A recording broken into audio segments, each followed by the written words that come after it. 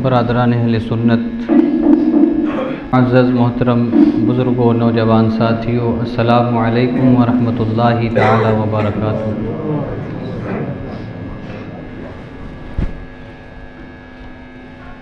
नहमदुहु व नुसल्ली व नुसल्लिमु अला रसूलिहिल करीम, अम्मा बअद।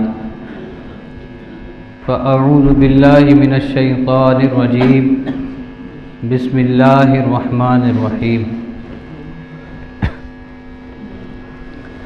वला तहिनू वला तहज़नू अंतुमुल अअलौना इन कुंतुम मुअमिनीन। आमन्तु बिल्लाहि सदक़ल्लाहुल अज़ीम व बल्लगना रसूलुहुन नबियुल अमीनुल करीमुर रऊफ़ुर रहीम।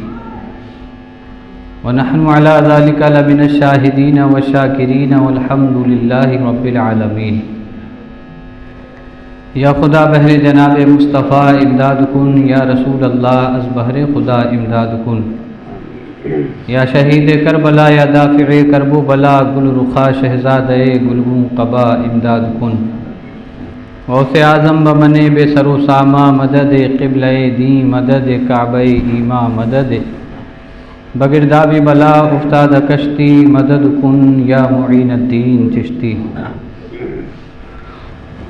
दिल की अता गहराइयों के साथ नबी पाक साहिब लौलाक सय्याह अफलाक बाइसे तख्लीक़ कायनात, अल्लाह के महबूब दानाए ग़ुयूब मुनज़्ज़हुन अनिल उयूब, हुज़ूर अहमद मुजतबा मुहम्मद मुस्तफ़ा सल्लल्लाहु ताला अलैहि व अला आलिहि व बारक वसल्लम के दरबार दुररबार में दुरूद व सलाम का नज़राने अक़ीदत पेश कर लीजिए।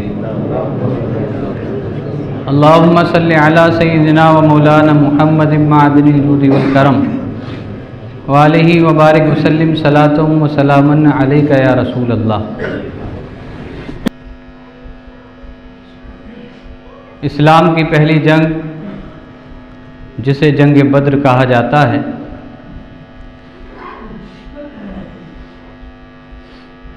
यूँ तो कुरान की तालीमात हो या नबी पाक सल्लल्लाहु अलैहि वसल्लम का किरदार,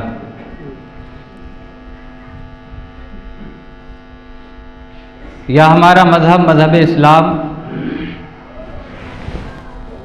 कभी इस बात की तालीम नहीं देता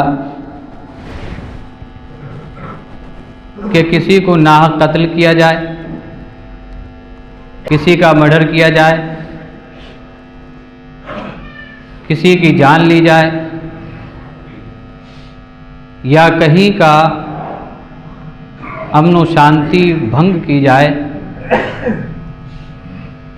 इस्लाम इस चीज़ की कतई तालीम नहीं देता है, और ये इस्लाम के मानने वाले ही नहीं बल्कि जो इस्लाम की मुखालफत करते हैं वो भी जानते हैं कि इस्लाम अमन व शांति का पैगाम देता है। मक्का में नबी पाक सल्लल्लाहु अलैहि वसल्लम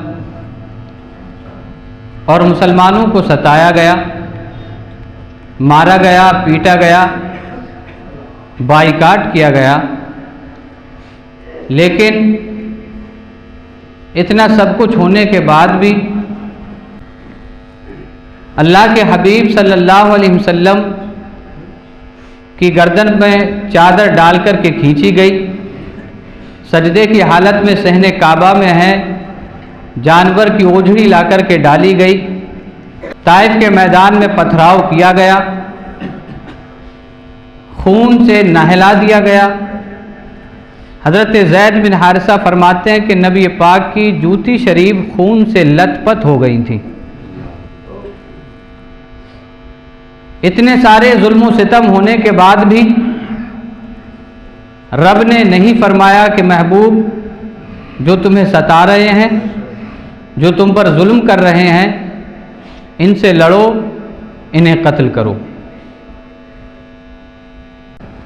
रब तबारका व तआला ने इतने जुल्म व सितम महबूब को सहने के बाद भी ये नहीं फरमाया कि महबूब अपना दिफा करो, जिस तरह ये तुम पर टूट पड़े हैं इसी तरह तुम भी इन पर टूट पड़ो। इतना सब कुछ होने के बाद भी जब अत्याचार जुल्म सितम की इंतहा हो गई तो रब ने फरमाया महबूब लड़ना अभी भी नहीं है, अगर ये नहीं मानते हैं तो मक्का छोड़ करके मदीना चले जाओ। जो पहली सूरत थी रब ने अपने महबूब को उस पर अमल करने का हुक्म दिया।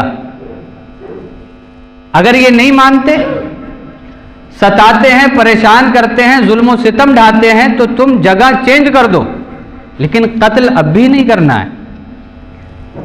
अत्याचार जुल्म अब भी नहीं ढाने हैं। ये जुल्म कर रहे हैं, करते रहने दो। ये सताते हैं, सताते रहने दो। लेकिन महबूब मैंने तुझे अमन का पैगाम लेकर के भेजा है, जा मक्का से चला जा और मदीना जाकर के अपना मस्कन बना ले।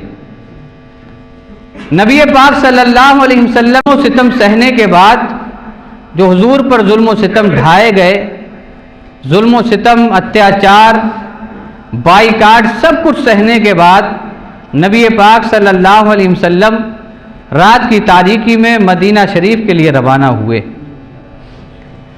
मदीना शरीफ पहुंचे। अब चाहिए तो यह था कि जालिमीन की ज़मीन को छोड़ दिया गया, जुल्म सितम करने वालों को पीछे छोड़ दिया गया, तो अब वो मदीने जाने वालों पर जुल्म ना करते। लेकिन ये जालिम थे, खून के प्यासे थे, जानों के भूखे थे। इन्होंने फिर भी जुल्म सितम जारी रखा और कहा तुम मक्का छोड़ गए हो लेकिन हम तुम्हें मदीने में भी नहीं छोड़ेंगे। नबी पाक सल्लल्लाहु अलैहि वसल्लम हिजरत करके इसलिए गए थे ताकि अमन में कोई खलल ना पड़े, शांति बरकरार रहे। लेकिन कुफारे मक्का फिर भी ना माने, जालिम फिर भी ना माने, जुल्म सितम करते रहे, नाकाबंदी करते रहे, काफिलों को लूटते रहे। एक वक्त आया कि कुफार ने जंग करने का इरादा किया और जंग के इरादे से पूरा लश्कर तैयार कर लिया। कहा हम अब मदीने के मुसलमानों को मारेंगे, उन्हें लताड़ लताड़ कर भगा भगा कर मारेंगे। जब ये कुफारे मक्का से लश्कर लेकर के निकले हैं तो अब मदीने में जिब्रील अमीन को भेजा गया, जाओ मेरे महबूब से कह दो मक्का में थे जुल्म तुमने सह लिया, मक्का में थे तुम्हें सताया गया तुमने सह लिया, मक्का में थे तुम पर चादर डाल करके खींची गई तुमने सह लिया, मक्का में थे सजदे की हालत में ओढ़नी डाली गई, महबूब फिर भी तुमने सह लिया, लेकिन अमन और शांति के पैगाम में खलल नहीं आने दिया। ऐ महबूब ये जालिम इतने बड़े जालिम है कि मक्का से निकलने के बाद भी तुम्हें छोड़ना नहीं चाहते हैं। ऐ महबूब अब मैं रब होकर के हुक्म देता हूं, ये जो तुम्हारे सामने जुल्म सितम करने आ रहे हैं अब सीना तान कर इनके सामने खड़े हो जाओ। मेरे भाइयों, ये हमारा इस्लाम है, ये हमारा मजहब है जो हमें रोकता है जुल्म सितम ढाने से, नाहक कत्ल करने से। लेकिन यही मजहब कहता है जब पानी गले तक आ जाए तो फिर तुम्हें घर में नहीं बैठना है। यही इस्लाम कहता है जब अत्याचार और जुल्म की इंतहा हो जाए तो तुम्हें अपने घरों के अंदर नहीं रहना है, बल्कि अपनी जान, अपना इस्लाम, अपने मजहब, अपने कुरान और अपने मदारिसों, मसाजिद और अपने उलमा की हिफाजत के लिए तुम्हें मैदान में निकल पड़ना है। मैदान बद्र में मुसलमानों की फतह हुई, कुफ्फार ज़ेर हुए। 1 साल के बाद जो कुफ्फार मैदान बद्र से वापस गए थे उन्होंने सोचा कि हम बेइज्जत होकर के मैदान बद्र से लौटे और हम मुसलमानों को कत्ल नहीं कर पाए, हम मुसलमानों को हरा नहीं पाए, हम मुसलमानों को मिटा नहीं पाए। आखिर वो कैसे मिटा सकते थे? उस मजहब को भला कौन मिटा सकता है जिसके ताल्लुक से रब कुरान में कहता है इन्नद्दीन इंदल्लाहिल इस्लाम। तमाम मज़ाहिब में अगर अल्लाह का कोई पसंदीदा मजहब है तो वो मजहब इस्लाम है। जिसे रब कहे मेरा पसंदीदा है उसे दुनिया से कौन मिटा सकता है? ये मिटाने की साजिशें आज नहीं चल रही हैं, ये तो कुछ भी नहीं है, इससे बड़े बड़े जुल्म और सितम पहले भी हो चुके हैं। पहले इलाका के इलाका, कस्बे के कस्बे, शहर के शहर बर्बाद कर दिए गए। बगदाद को तख्तो ताराज करके रखा गया, खोपड़ियों की महलें और बिल्डिंगें चुन दी गई, दरियाओं में खून बहाया गया। लेकिन इस्लाम की फितरत में कुदरत ने लचक दी है, जितना के दबाओगे ये उतना ही उभरेगा। 1 साल के बाद कुफ्फार ने सोचा कि अब हम इनसे बदला लेंगे, हमारी बेइज्जती की, हमसे हारे नहीं, हमें हरा दिया, हम इनसे बदला लेंगे। इस्लाम में दूसरी बड़ी जंग हुई जिसे जंग ओहद कहा जाता है। जंग ओहद में 3000 सिपाही थे हजरत अबू सुफियान के तहत, जो अभी ईमान नहीं लाए थे, अभी मुसलमान नहीं हुए थे। मक्का से पूरा लश्कर तैयार करके 3000 सिपाहियों का मुसलमानों से लड़ने के लिए मैदान ओहद में उतर पड़े। नबी पाक सल्लल्लाहु अलैहि वसल्लम को खबर हुई, मुसलमानों को इकट्ठा किया, 700 सहाबा इकराम को लेकर हुजूर मैदान में उतर पड़े। मैंने ये बारहा जुमला बोला है कि इस्लाम तादाद पे नहीं जाता है। वो 3000 लेकर के आए, लेकिन हुजूर सिर्फ 700 लेकर के जा रहे हैं। इस्लाम तादाद का तसव्वुर ही नहीं देता है।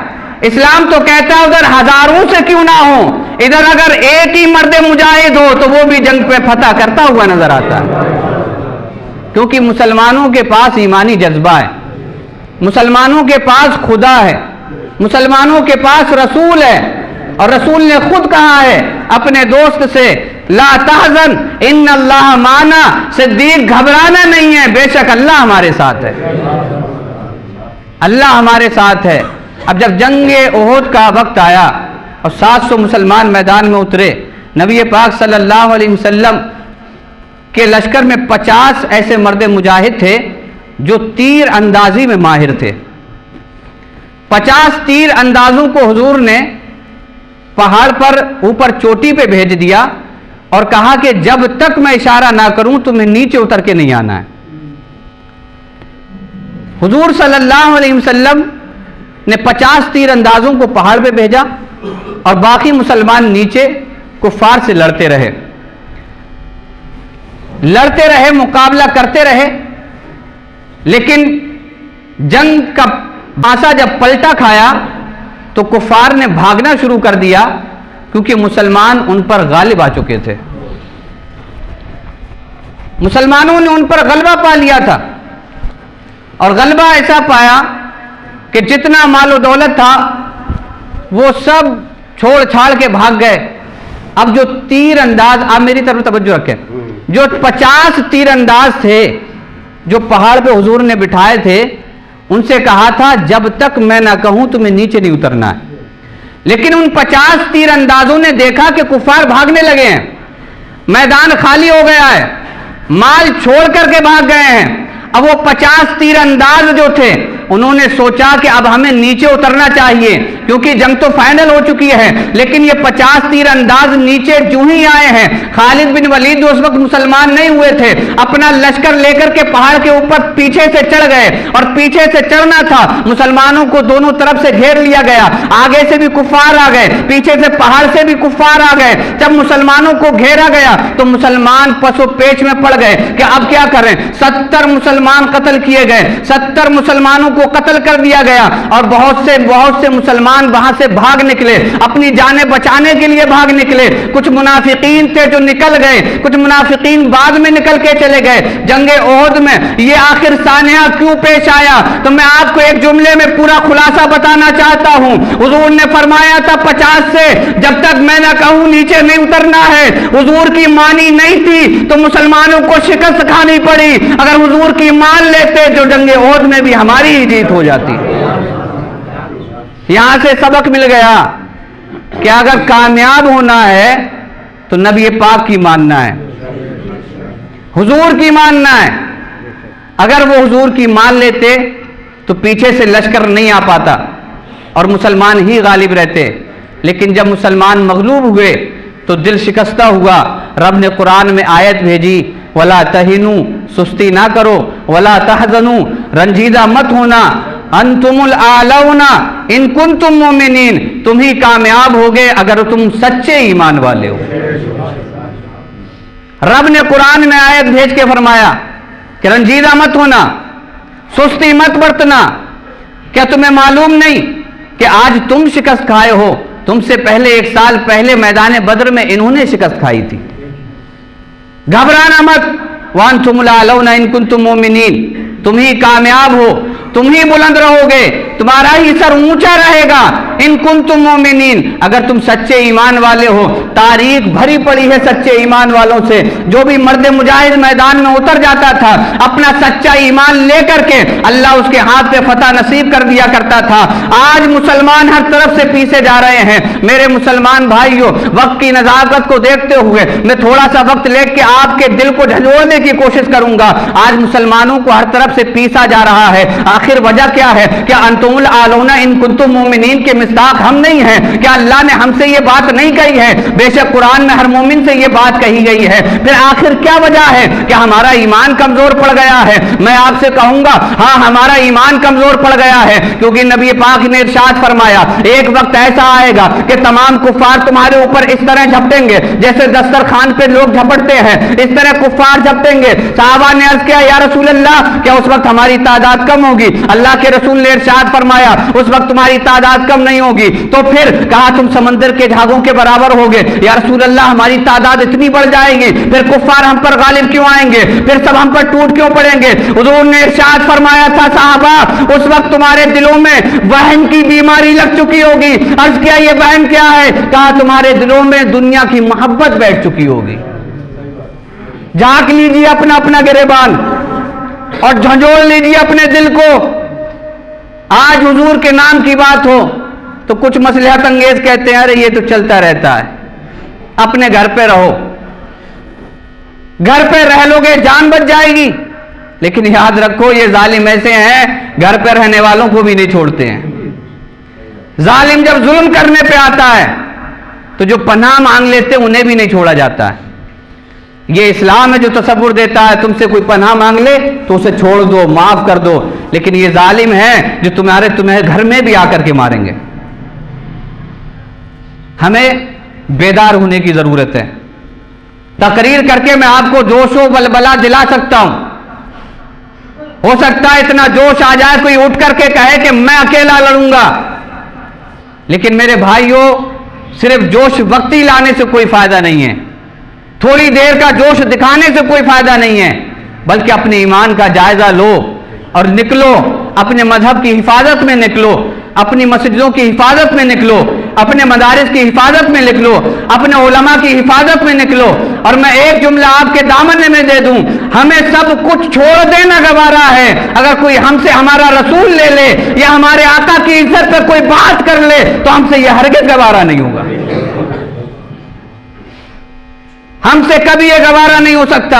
हमारा तो सब कुछ उन्हीं की वजह से है, हम तो ईमान वाले भी उन्हीं की वजह से हैं।